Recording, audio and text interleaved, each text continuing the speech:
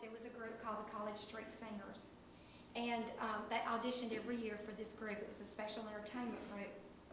And I auditioned for this group one year, and I won the audition.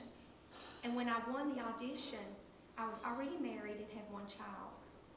And I became so afraid that I couldn't be a mother and be a wife and do all my schoolwork and travel with this singing group, that I told her that I really didn't think that I could do all that, even after I had gotten the audition.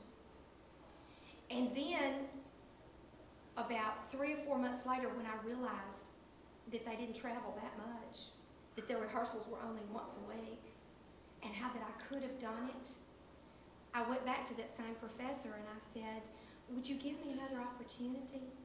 And she said, "No, I'm sorry. The decision's been made." Even the next year, she wouldn't let me back in. So many times in our life, because we are afraid, what I said a few slides earlier, we're afraid we're not quite good enough. We're afraid we're not quite adept enough. We're not quite strong enough. And we miss out on these grand opportunities in life. That was my missed experience. That was what I never got to do that I wanted to do. So let me tell you how I compensated.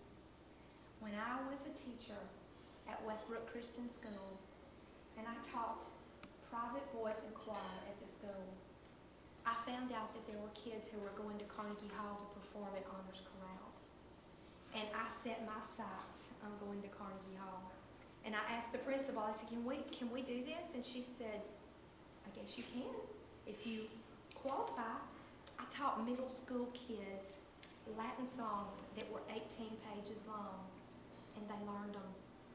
And they could sing the Latin as well as I could. I taught them French and German and Spanish. We learned songs in every language that is sung in college universities.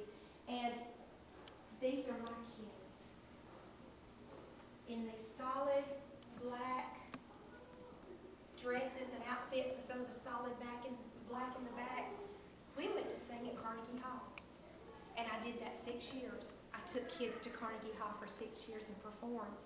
Because I said then, I'm not missing this experience again, because there were thousands and thousands and thousands of dollars involved in doing this.